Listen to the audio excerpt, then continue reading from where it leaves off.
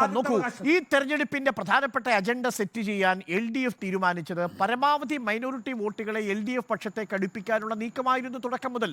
അതുകൊണ്ട് തന്നെ രാഹുൽ ഗാന്ധിയെ നിങ്ങൾ തള്ളിപ്പറഞ്ഞു. പല ഘട്ടങ്ങളിലും രാഹുൽ ഗാന്ധി വ്യക്തിപരമായി അവഹേളിക്കുന്ന തരത്തിലുള്ള പരാമർശത്തിന്റെ സൂചനകൾ നൽകിക്കൊണ്ടാണ് മുഖ്യമന്ത്രി അതിന് തുടക്കമിട്ടിരിക്കുന്നതും. പക്ഷേ ഇത് പറയാനിടയ ഒരു സാഹചര്യമുണ്ട്, അത് ഞാൻ സമ്മതിക്കുന്നു. അത് കേരളത്തിലെ മുഖ്യമന്ത്രിക്കെതിരെ എന്തുകൊണ്ട് ഈട് വരുന്നില്ല എന്ന രാഹുൽ ഗാന്ധിയുടെ ചോദ്യത്തിന് മറുപടി എന്ന വണ്ണമാണ് അത് പറയുന്നത്. പക്ഷേ തുടക്കം മുതൽ നിങ്ങൾ മൈനോറിറ്റി വോട്ടുകൾ കേന്ദ്രീകരിക്കാൻ, ആരാണ് മൈനോറിറ്റി വോട്ടുകളുടെ സംരക്ഷകർ എന്ന നിലയിൽ നിങ്ങൾ മത്സരിക്കുകയായിരുന്നു.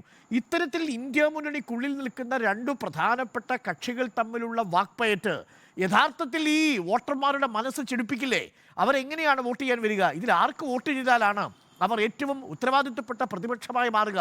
പ്രതിപക്ഷമായിട്ടാണ് മാറുന്നതെങ്കിൽ, ഇനി ഭരണത്തിലാണ് വരുന്നതെങ്കിൽ ഇവരിൽ ആരുടെ പ്രധാനമന്ത്രിയാണ് വരിക?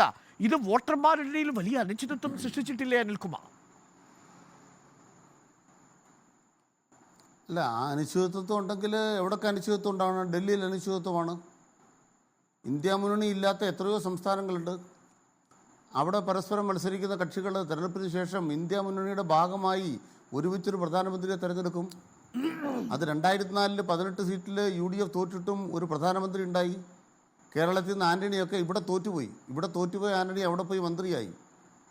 ഈ മുല്ലപ്പള്ളി രാമചന്ദ്രൻ മന്ത്രിയായി, KC വേണുഗോപാൽ മന്ത്രിയായി, അഹമ്മദ് ലീഗ് പൊന്നാനി തോറ്റിട്ട് അഹമ്മദ് അവിടെ പോയി മന്ത്രിയായിട്ടിരുന്നു. ഇതൊക്കെ നമ്മൾ കണ്ടിട്ടുള്ളതാണ്. അതുകൊണ്ട് കേരളത്തിലെ വോട്ടർമാർക്കൊരു കൺഫ്യൂഷനും ഇല്ല.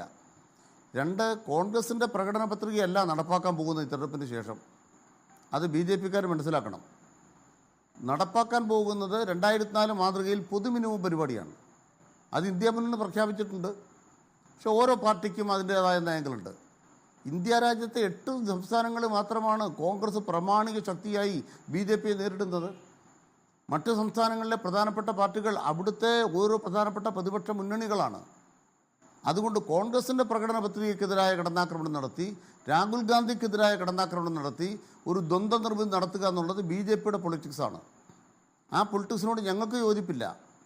അതുകൊണ്ട് കോൺഗ്രസ് പ്രകടന പത്രികയിൽ ഇല്ലാത്ത കാര്യം പറഞ്ഞിട്ടാണ് നരേന്ദ്രമോദി കള്ളം പറയുന്നത്. ഇന്നിപ്പോൾ അടുത്ത പറഞ്ഞിരിക്കുന്നതാണ് പോപ്പുലർ ഫ്രണ്ട് ഓഫ് ഇന്ത്യ, PFIയെ കുറിച്ചാണ് നരേന്ദ്രമോദിയുടെ പരാമർശം. ഞാൻ ചോദിക്കുന്നത്, RSS ഇന്ത്യയിൽ ചെയ്യാത്ത ഏത് കാര്യമാണ് PFI ചെയ്തിട്ടുള്ളത്?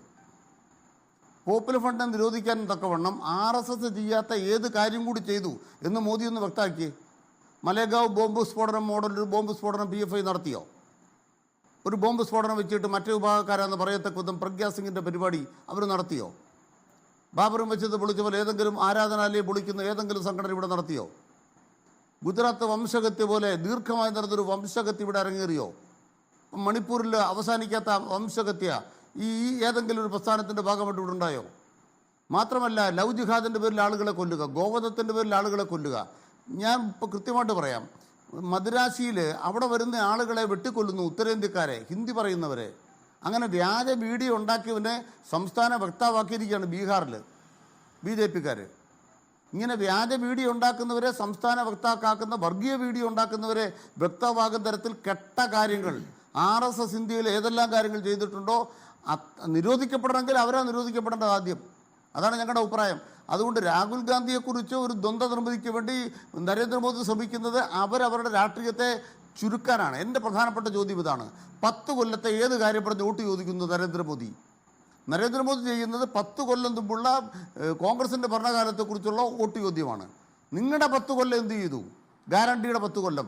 ഗ്യാരണ്ടിയുടെ 10 കൊല്ലമാണ് ഇന്ത്യ പട്ടിണിയിലേക്ക് പോയത്. അതാണ് അതിൻ്റെ അഭിപ്രായം. ഇനി കേരളവുമായി ബന്ധപ്പെട്ടതാണ് യഥാർത്ഥ സാഹചര്യം. പിണറായി സർക്കാരിനെതിരായിട്ടൊരു ഒരു ഭരണവിരുദ്ധ വികാരം ഉണ്ടാക്കാനായിട്ട് ശ്രമിച്ചു എന്നുള്ളത് സ്വാഭാവികമാണ്. 8 കൊല്ലമായിട്ട് സർക്കാർ പ്രവർത്തിക്കുമ്പോൾ ചില പരിമിതികളൊക്കെ ഉണ്ടാകും. അതിൻ്റെ ഭാഗമായിട്ട് ചില വികാരങ്ങൾ ഉണ്ടാകാൻ സാധ്യതയുണ്ടെന്നുള്ളത് നല്ല സാധ്യതയുള്ള കാര്യമാണ്. ഇതൊന്നും ഈ നാട്ടിലെ വിപ്ലവം നടന്നിട്ടില്ലല്ലോ. ഞങ്ങൾ പറയുന്ന എല്ലാ കാര്യങ്ങളും നടപ്പാക്കാൻ ശ്രമിക്കപ്പെടും. നടപ്പാക്കുന്ന മേഖലയിൽ പരിമിതികൾ വരും. പക്ഷേ ഞങ്ങളെന്താ ചെയ്തത്? ഞങ്ങൾ ഈ ഇലക്ഷൻ പ്രവർത്തനം ഈ കണ്ട ബഹുമാനപ്പെട്ട അരുൺകുമാർ പറഞ്ഞ 41 ദിവസം മാത്രമല്ലായിരുന്നു. നവകേരള സദസ്സ് കേരളത്തിൽ എത്ര കുടുംബയോഗം നടന്നു? ആ കുടുംബയോഗങ്ങളിലൂടെ ഞങ്ങൾ മോദി സർക്കാരിനെ തുറന്നു കാട്ടി.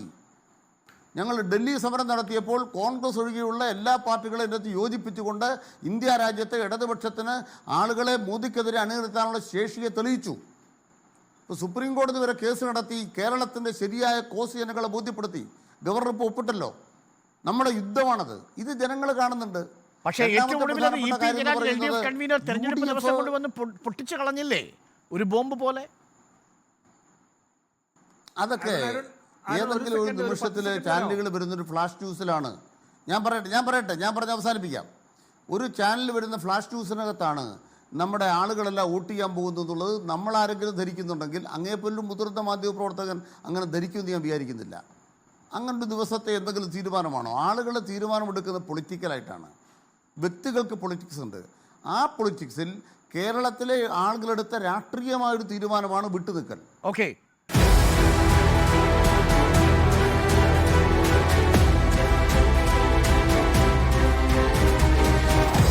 Debate with Arun Kumar.